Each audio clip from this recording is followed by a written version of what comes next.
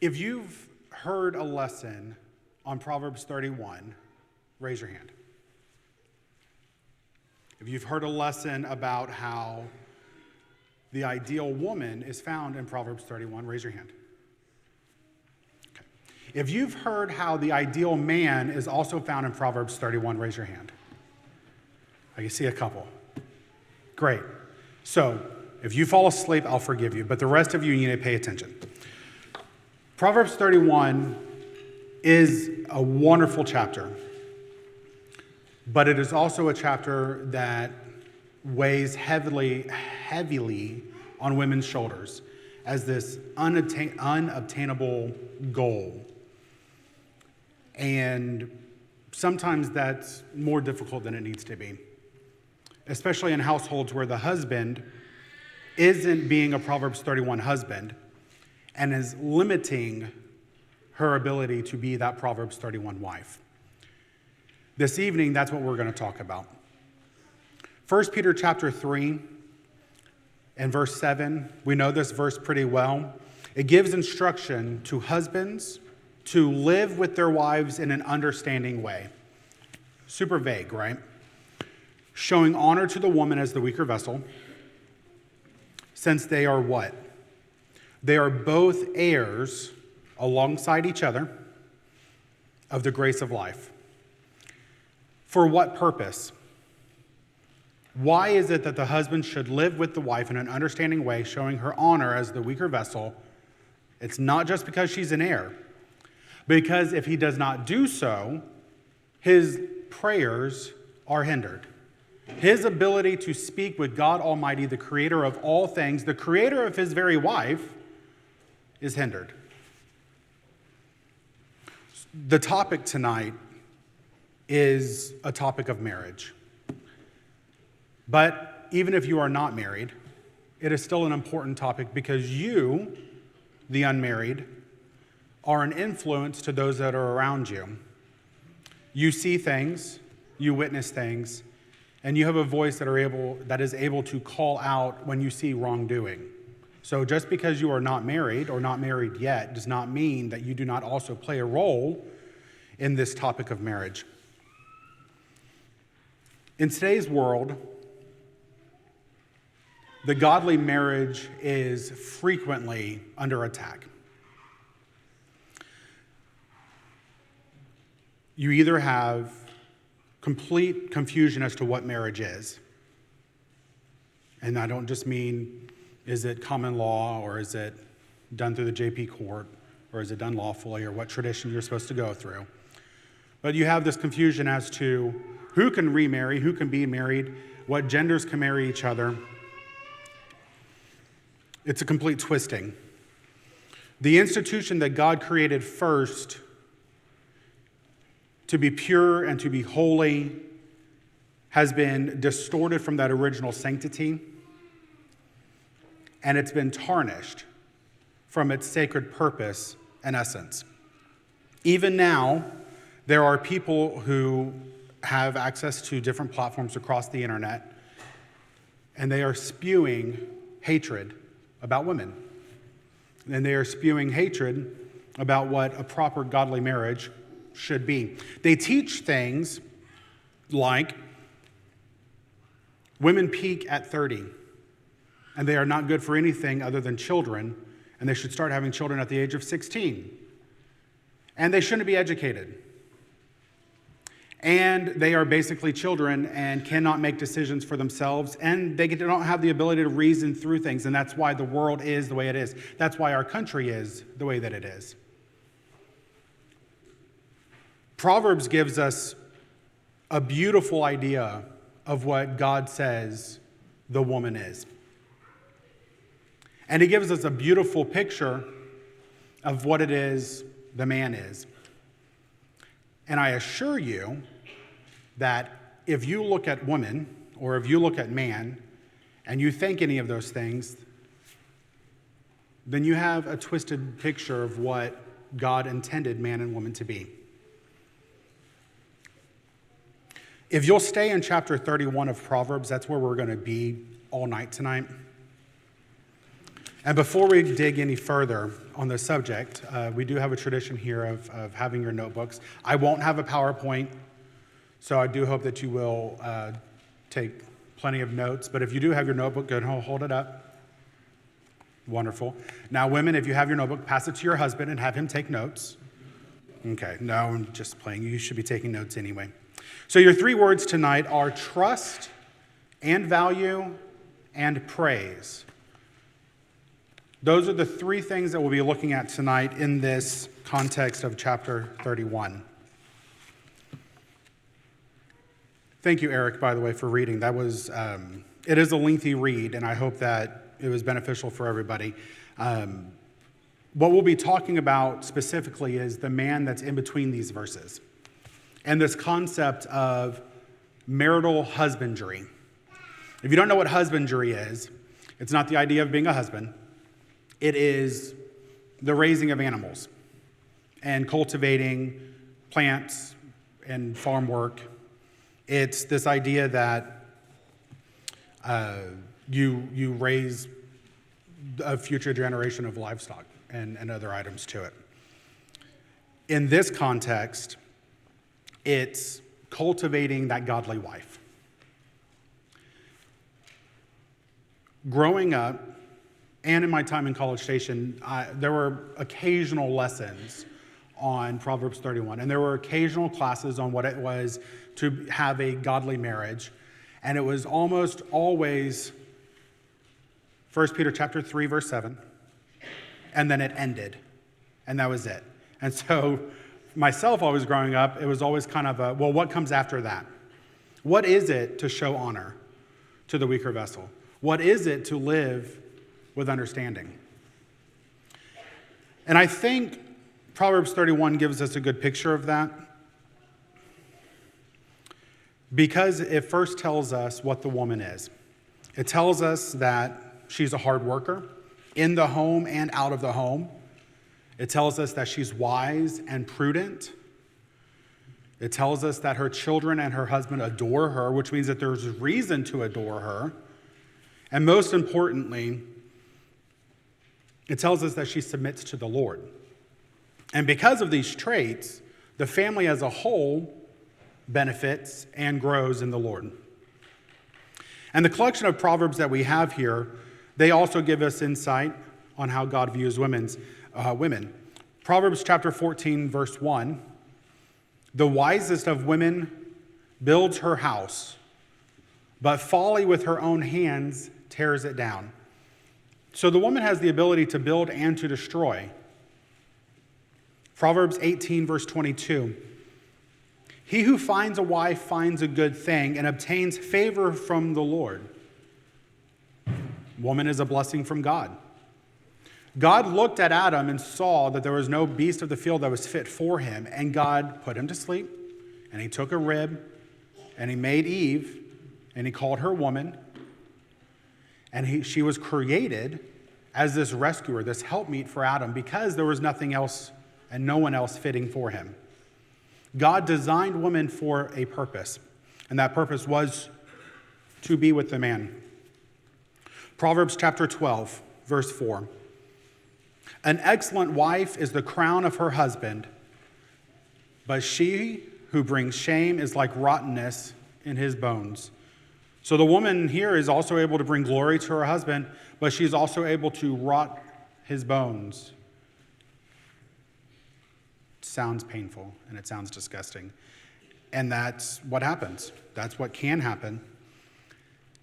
And in our reading tonight, Proverbs 31, verse 12, the woman does him good, not harm, all the days of her life. God sees woman as this beautiful and wonderful creation. And in the beginning, when he created all of the universe, what was the thing he said about man and woman? It was very good. That he created all these things, and he was pleased with his creation.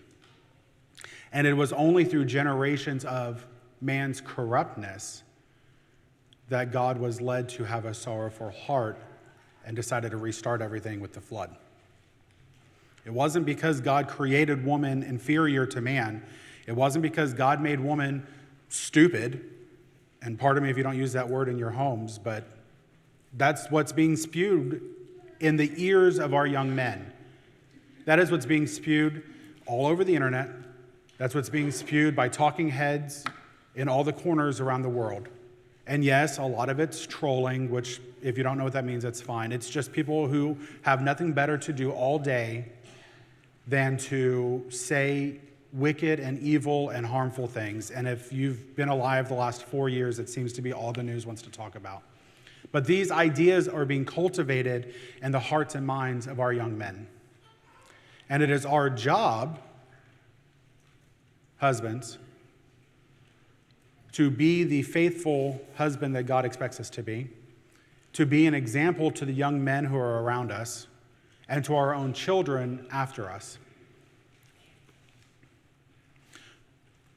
Peter even mentions that the wife, without any other doing than being kind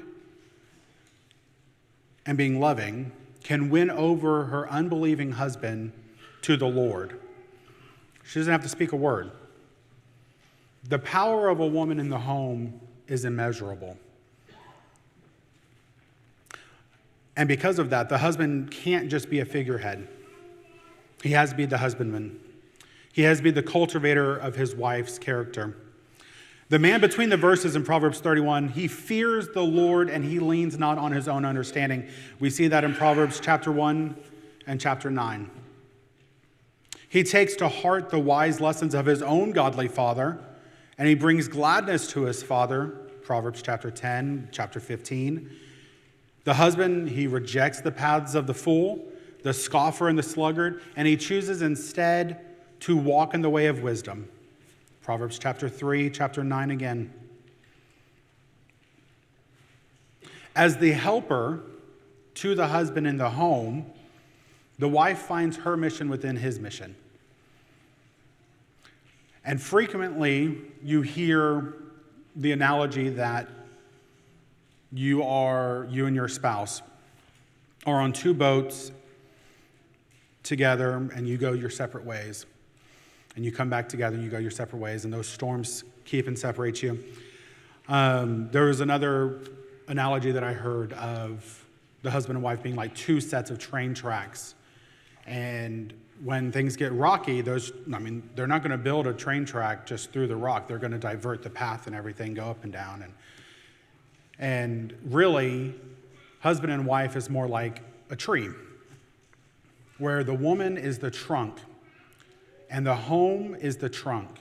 And where the woman is strong at the home, the tree is able to blossom and grow, and its branches are able to stretch out so that the product of the home, be it the children, or as is written in Proverbs 31, the clothing or the linens or the field or the vineyard or any other thing that she puts her hands to, the husband, being the branches, is able to put those things out into the world. Because of a strong and stable home, the world benefits.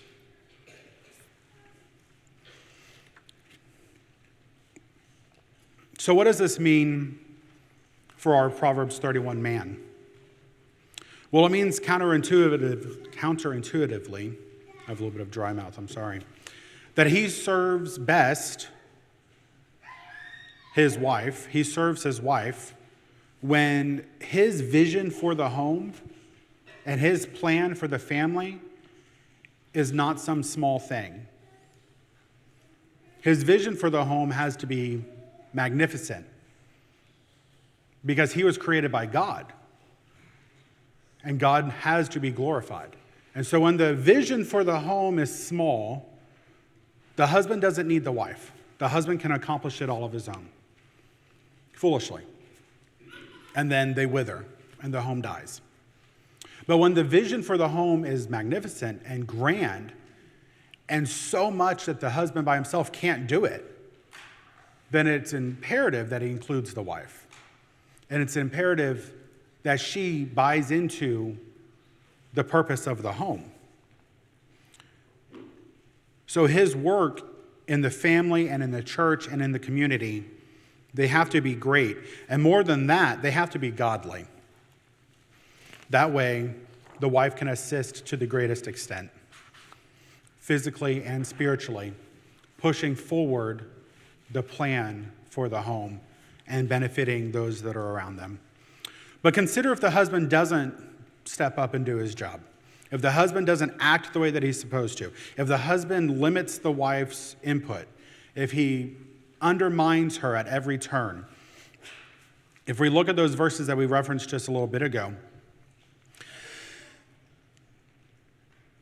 his home is destroyed. He doesn't have the favor anymore. He's rebuked that. In probate law, it's called disclaiming a gift. So he's disclaimed that favor from the Lord. He brings shame to himself. He brings rottenness to his bones. And he might be known in the gates like the man in Proverbs 31 was, but it is not for the same reason. He'll be known in the gates because his wife is unfaithful. He is unfaithful. They're undressed. They're ridiculed. They're wicked. Those are not reasons to be known in the gates, not at least according to the wisdom of God. So in the end, the purpose of the wife, the rescuer, the helpmeet, if he doesn't do his job, she does him harm and not good. Not even intentionally, but just by his own neglect, she does harm. And in failing his wife, he fails himself, he fails his children, and other young men who look to him as an example. All right, so our first word was trust. And Proverbs 31, verse 11 begins with that. So it asks the question of who can find an excellent wife? She's far more precious than jewels. And then it goes into describing this man between the verses. And the very first trait that we see is that he trusts his wife, trusts in her. And we see in Proverbs 3, verse 5, that it tells us to trust in the Lord with all of our heart. And the last I checked, I don't have space to do something with all of my heart and then do something else with part of my heart at the same time. So how is it that we can balance the idea that the husband trusts in the Lord with all of his heart, but then he also trusts in his wife? Well, the end of the chapter tells us that charm is deceitful and beauty is vain, but the woman who fears the Lord is to be praised. And we'll talk more about praise later, but let's focus on that middle part there, the woman who fears the Lord. The woman who fears the Lord is worthy of the trust of the husband because she purposes in every step that she takes to follow God, to build a right relationship with her husband, to build a right relationship with her children, with her sisters, with the brethren, and with her community. With every step and every breath, the woman serves God. And because the relationship between the husband and wife is not just some physical relationship, but a spiritual journey, one of encouragement and edification and helping each other on that spiritual walk, the man can trust in his wife just as if he is trusting in the Lord. So we talked a little bit about the dangers of what is being spoken out on the internet. But it's not new, women being thought of as property. And unfortunately, we see that still in this world today. But the godly man doesn't view his wife as just a childbearing machine who does nothing but manage the home and manage the kids and shuts her mouth. It's not her job. That's not her role. And we see that here in Proverbs 31. The man of God, married to the woman of God, has a relationship of camaraderie, fellowship, trust, respect, and love. And every one of those aspects is grown in this soil of reverence and fear for God. Every aspect of the relationship, from courting until death do us part, is rooted in godly fear. So when the husband trusts his wife, he doesn't micromanage her. He shares with her the vision that he has for the home, and he welcomes her input. He allows for her wisdom to shine, and really by her wisdom, God's wisdom. He allows for her perspective to be heard because he knows the person that's on his right hand is not a child. She's not a dumb person, but that she has the same wonderful created mind that he does, and that her own set of eyes and her own heart and her own perspective help build that home and build that family. If we look at the different things that the woman does in Proverbs 31, and we'll just run through these quickly. Verse 11, when he trusts in her, he'll have no lack of gain. 14, she's like the ships of the merchant who brings her food from afar. 15, she rises while it's yet night and provides food for her household and portions for her maidens. She considers a field and buys it. With the fruit of her hand, she plants a vineyard. Verse 20, she opens her hand to the poor and reaches out her hands to the needy. 21, she is not afraid of snow for her household, for all her household are clothed in scarlet. 24, she makes linen garments and sells them, and she delivers sashes to the merchant. And 27, she looks well to the ways of her household and does not eat the bread of idleness. Every one of these things requires the husband to trust the wife. Not ask for constant updates and constant reports and revenue streams and this and that, and making sure that every little decision that she makes has been properly vetted and thought out and he's signed off on it. Because when that happens, things slow down. When that happens, things become burdensome. And when that happens, and if you've worked ever in corporate America, you know what the mid-level manager is. They're a nuisance. I'm sorry. The CEOs want a job done, the workers have to do it, and the mid-level manager is the one who makes sure it gets done. Okay. But that's not what the husband's role is. The husband's role is not a mid-level manager who's assigning late-night work just to burden the wife just so he looks good. He's there to lead, to guide, to encourage, to edify, and in doing so, the wife thrives, and she does remarkable things with her hands. All of these actions require the wife the opportunity to operate freely. And I don't mean separate. I just mean the ability for her to make decisions that line up with the family plan, this godly plan, and the trust of the husband to know that the things that she does are in the best interest of the home. From that place of implicit trust, the wife blooms with womanly action, be it from gathering or buying or selling or teaching, giving. And the husband benefits greatly from these things. That's verse 11. He'll have no lack of gain. And verse 31, he also partakes in those fruits of her hands. The fruits that she earned, the fruits that she deserves, he partakes in those. So next, value. I don't know if you've noticed it, but the Proverbs 31 woman is beyond strong. And I don't just mean like she's able to pick up a big rock. I mean, she plants a vineyard with her own hands. And that's not some easy task. Buying and selling land is not some easy task. Going and securing merchandise from afar is not some easy task, especially when this was written. It takes a sharp mind. It takes determination and dedication and follow through and follow up and any other number of cliche words you want to use. But it takes a lot of strength for the woman to do these things. And when the husband fails to value the strength of the wife, things fall apart.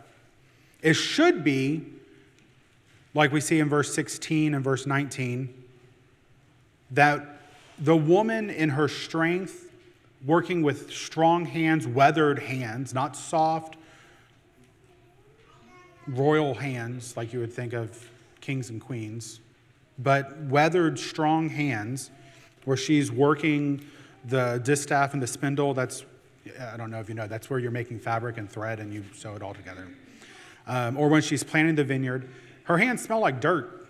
They smell like hard work. She smells like hard work. And the Proverbs 31 man should love that. He should adore that. Because in doing so, he is encouraging her to continue to work hard and continue to be the strength in the home.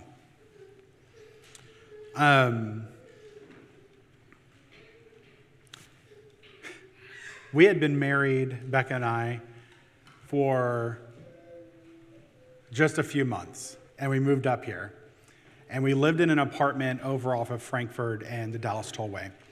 And I was at school, and she was pregnant with Dalton. And we had this 65-pound television and a good 75, 80-pound TV stand, and it had all this shelving and all this stuff in front of it. And I came back from school, and the entire living room was rearranged.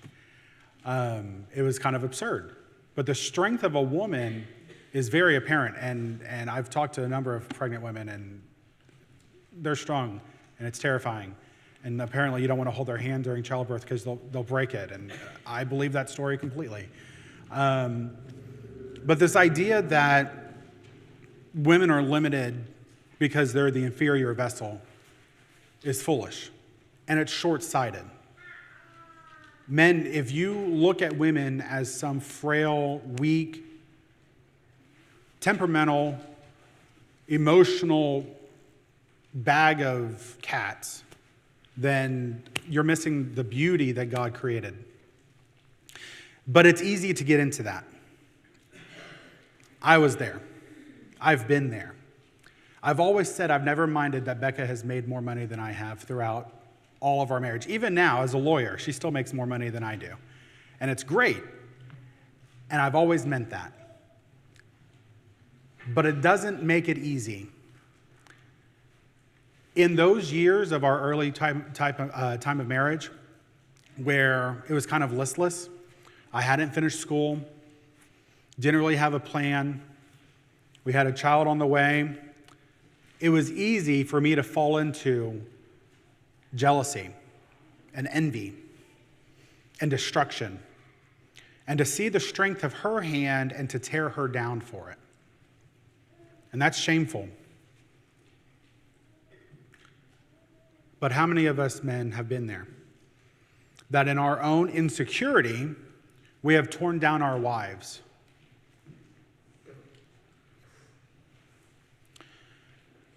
It is imperative that the man trusts his wife and that he values the strength that she has and that he helps build that strength, not just physically, but spiritually. Because a strong partner is a strong self. And together, the ability to overcome obstacles is impossible to put into words. The man who doesn't value his wife, the man who looks to his wife as an annoyance, who looks to his wife as a child, doesn't want a wife. He wants a handmaid. The man who looks to his wife and diminishes her wants a servant. He wants a slave. That is not what marriage was ever meant to be. Praising the wife. When you trust her and when you value her, the next step that will automatically come is praising her. Nearing the end of the chapter, this is what happens. In verse 28, her children rise up and they call her blessed, but the husband also praises her. And he says to her, many women have done excellently. And we've heard that phrase, right? My wife is the most beautiful wife in the world.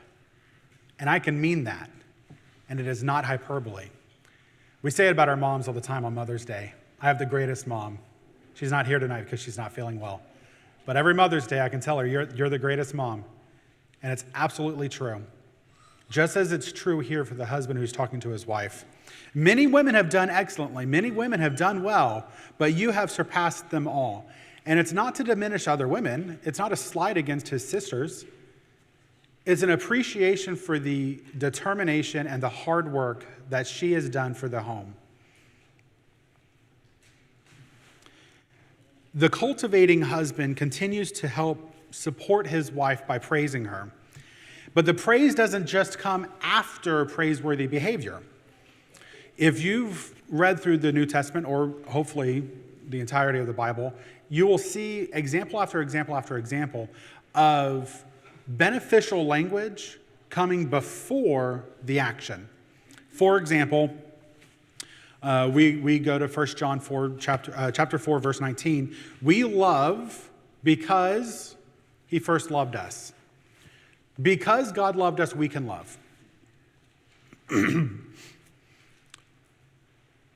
Praise is not just a response to praiseworthy behavior. It's a means of cultivating more. Praise is something that happens in the morning when you wake up and you see your wife. Praise is something that happens in the midday when you see your wife. Praise is something that happens in the evening when you see your wife. Praise is not something that happens just because she got out of bed and actually put on real clothing and not pajamas all day. Praise is something that happens in every moment because she deserves it. I don't know if you know this, but if you have children, at some point, your wife stayed up late, got up early, and didn't sleep all night to help take care of that child. And by help take care of that child, I mean she took care of that child. She deserves praise. At some point, you were gone during the day to work, a praiseworthy thing, and she was at home, or she was at work, doing the things that were necessary to help promote her home, a praiseworthy thing. Just as the gardener can't withhold water to the plant and demand the plant grows, the godly husband cannot withhold praise from his wife and then expect the wife to grow. It's not how it works. And I've already admitted a number of things, so I'll just say it again. Early on in my marriage, it was the same way. Why should I tell my wife that she's done a good job if she hasn't done anything? And it hindered her, and it hindered me. If your wife is demonstrating trustworthiness or diligence in her work or nurturing, providing for her household, or showing herself to be wise and kind, generous towards the poor, or any other number of virtuous behaviors, she deserves your praise. And you as the cultivating husband have every responsibility to praise her without insecurity, and with genuine, warm, specific words of encouragement. You did a good job today does not cut it. It doesn't. The feedback has to be personal. It has to be specific. You have to turn it and focus on what actually has occurred to encourage more. And it cannot just be in private, in your own room with the kids in bed. It has to be public. It has to be in front of your friends. It has to be to your coworkers, your colleagues, your acquaintances, to strangers in the street. The praise for your wife must be on the lip all day long. I know we're told to pray without ceasing, but if you're married, you should also be praising without ceasing, because the hard work that the wife does in the home is immeasurable. And finally, Proverbs chapter 19, verse 14. House and wealth are inherited from fathers, but a prudent wife is from the Lord. When you praise your wife, you are ultimately praising God. When you tear down your wife, you are tearing down God's creation. When you praise the work of her hands, you are ultimately giving praise to God for the work of his hands, her. When you tear down the work that she has done, you are tearing down the work that God has done. So the questions I'm going to leave you with tonight are this. Husbands, are you engaging in marital husbandry? Are you cultivating a trusting, strong, and praiseworthy wife? Are you teaching young men to do the same thing by your example? Are you teaching your children to do the same thing? Boys or girls, it doesn't matter, because fortunately in my home I have one of both and it's amazing. But I teach my son through my example, and not every day is it a good example, and that's to my shame. And I teach my daughter through my example, and not every day is it a good one, and that's to my shame. We look at this country and we see that it's broken. It is not broken because women are inferior or uneducated or shouldn't have the right to vote. It is broken because men do not stand up and cultivate godly wives. They do not stand up and cultivate godly homes.